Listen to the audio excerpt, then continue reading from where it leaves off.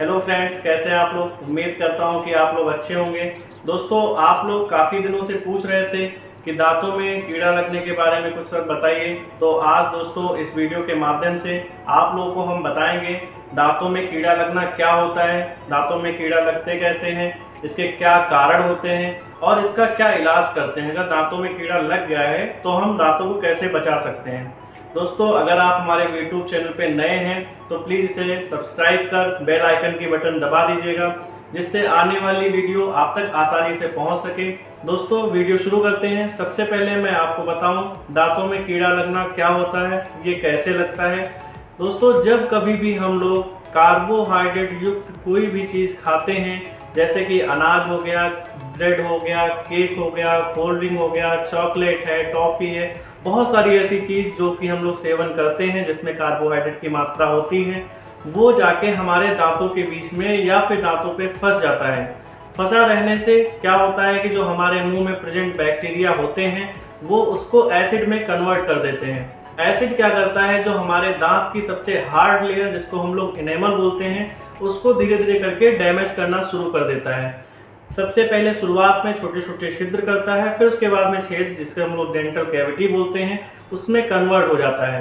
दोस्तों, जब कभी भी हम लोग उस चीज़ को ध्यान नहीं देते हैं, अगर शुरुआती दौर पे ध्यान नहीं दिया तो धीरे धीरे करके वो डेंटिन पे चला जाता है, जो सेकेंड लेयर होती है हमारे दांत की, उस पर चला जाता है। उसमें क्या होता है कि पानी लगना, ठंडा गर्म, खट्टा मीठा, ये सब चीज़ें लगना शुरू हो जाता है।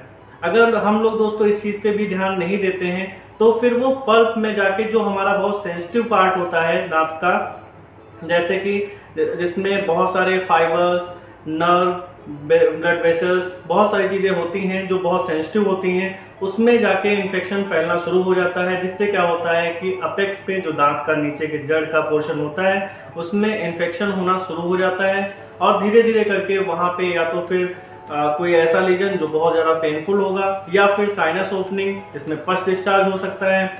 बहुत सारी ऐसी दिक्कतें होना शुरू हो जाती हैं।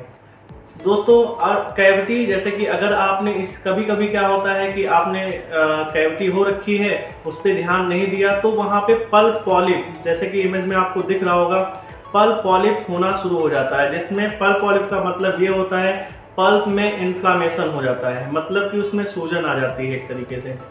इसके अलग अलग नाम भी होते हैं, जैसे कि डेंटल कैविटी, ग्रॉसली डिके, दांतों का सड़ जाना, डेंटल केरीज, दांतों में कीड़ा लग जाना, ये इसके बहुत अलग अलग से नाम होते हैं। और एक बहुत बड़ा भ्रम भी फैलाया जाता है कि दांतों में अगर कीड़ा लगा है तो वो रेंगता हुआ निकलेगा।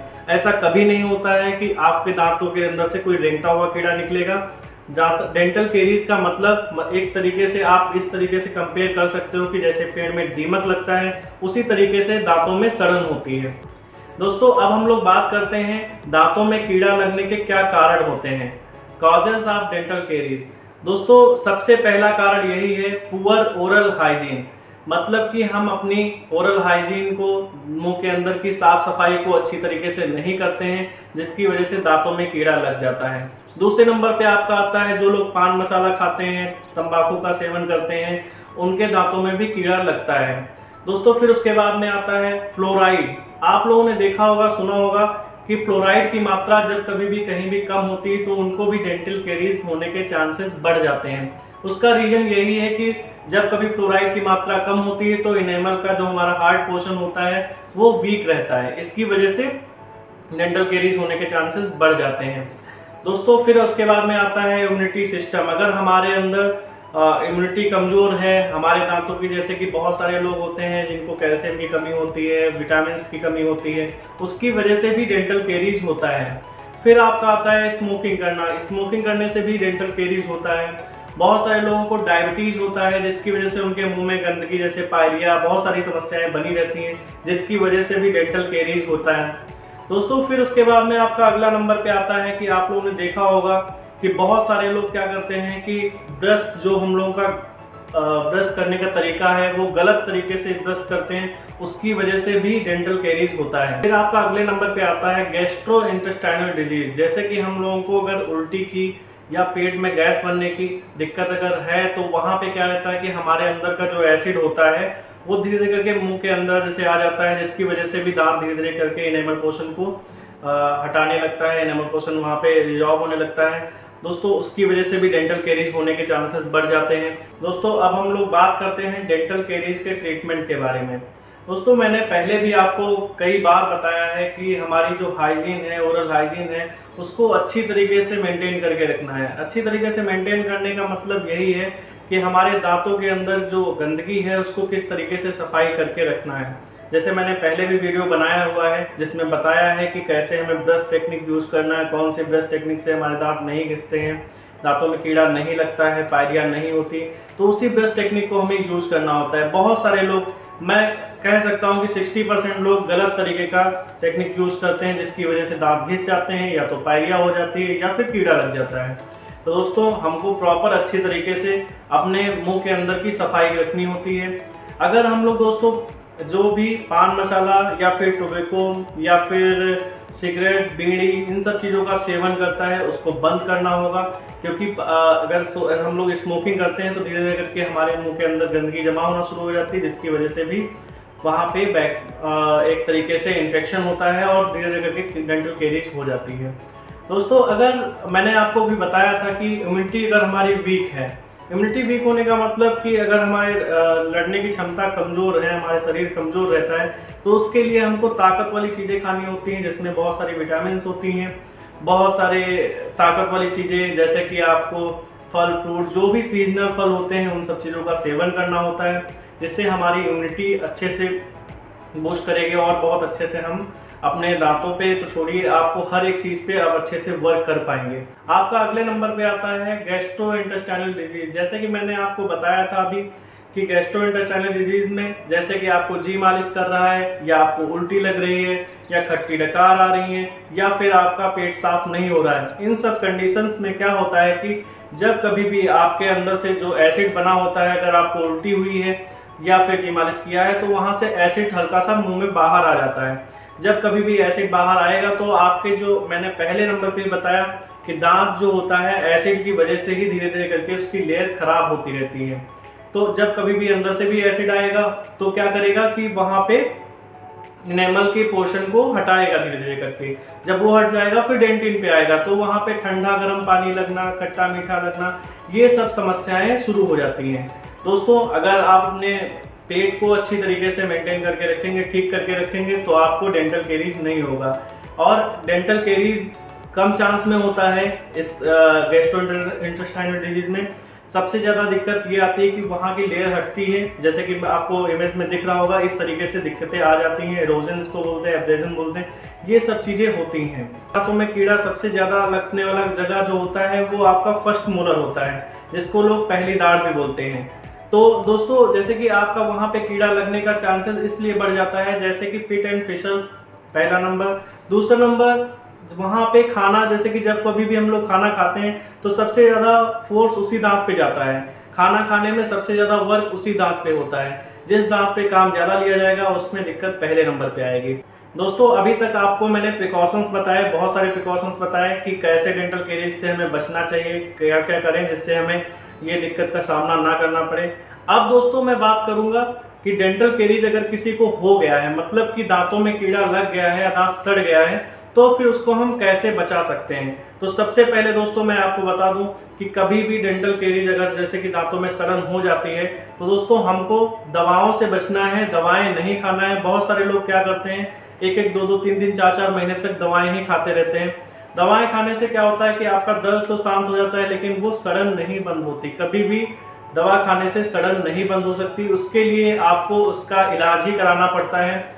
जैसे कि मैंने आपको बताया कि दांतों में पहले नंबर पे आप एक्सरे कराएंगे। एक्सरे कराने से ये पता चल जाएगा कि उस दांत को किस तरीके से बचाया जा सकता है। जैसे कि कभी कभी क्या होता है कि इनेमल और डेंटिन लेयर तक ही अगर जो जाती है, डैमेज होती है, वहाँ तक ही कीड़ा को लग पाता है, तो उसको हम लोग क्या करते हैं, कट करके उतना निकाल देते हैं, उसकी सफाई कर देते हैं।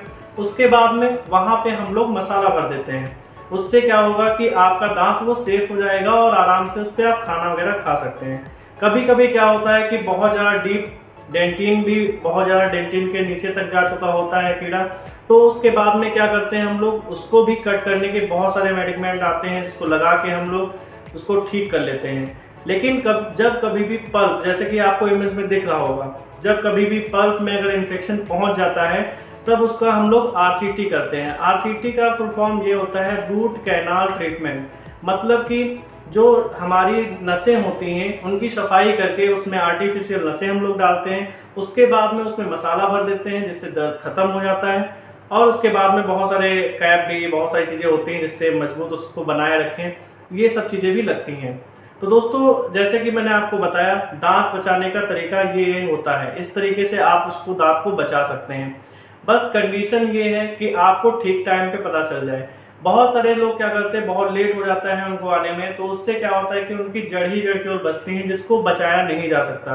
और बहुत सारे लोग क्या करते हैं, दांत में कीड़ा लगा था, सड़न हुई, दर्द भी हुआ, उसके बाद दवा भी खा ली और ठीक भी हो गया, दर्द खत्म हो गया, लेकिन वो जड़ पड़ी रही वहीं पे। उससे क्या होता है कि आपको उस टाइम पे दिक्कत भले ही ना हो, लेकिन आगे चल के उसके अंदर पस बनना, बहुत सारी दिक्कतें होना, दर्द होना, ये कभी भी एकदम से अचानक हो सकती हैं। इसलिए कभी भी अगर जड़ आपकी अगर बचती है तो उसको निकलवा देना चाहिए।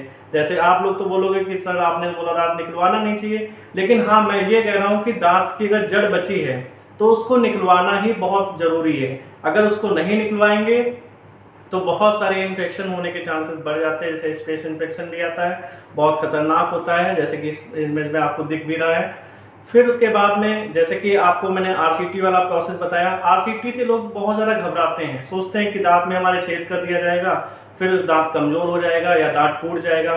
तो मैं आपको बता दूं कि आरसीटी करने से दांत टूटता नहीं है, दांत बच जाता है और लंबे समय तक चलता भी है, जिससे हम लोग आराम से खाना खा सकते हैं, कोई दिक्कत नहीं होती है। आरसीटी के बारे में और डेंटल केरीज के टाइप्स के बारे में मैं आपको अगले वीडियो में बताऊंगा कि कैसे आपको कौन कौन से टाइप्स होते हैं जिसके हम मसाला भर के उसको ठीक कर सकते हैं, या फिर कौन सा जो कीड़ा है जो नीचे तक कितना जा चुका होता है, कितना % डैमेज हो चुका हो, तब उसकी हम लोग आरसीटी कराते हैं। फिर उसके बाद में जैसे कि मैंने आपको बताया, इस वीडियो के बारे में हम अगले बार में बात करेंगे और रूट कैनाल के बारे में भी आपको हम डीपली बताएंगे। अगर दोस्तों ये जानकारी आप लोगों को अच्छी लगी हो तो आप इस वीडियो को अधिक से अधिक शेयर करिएगा, ताकि जो लोग को भ्रम ये हो रखा है कि हमारे दांतों में आरसीटी अगर हुई है तो उसमें हमारे दांत छेद होने की वजह से दांत कमज़ोर हो जाएगा और टूट जाएगा, वो उनका दूर हो सके। दूसरा दोस्तों, अगर आपको कोई नई जानकारी चाहिए हो तो प्लीज़ कमेंट बॉक्स में लिख के डालिएगा, मैं आपको ज़रूर बताऊंगा। दोस्तों अगर आप लोगों को ये वीडियो अच्छी लगी हो तो प्लीज़ इसे लाइक करिएगा। Thank you.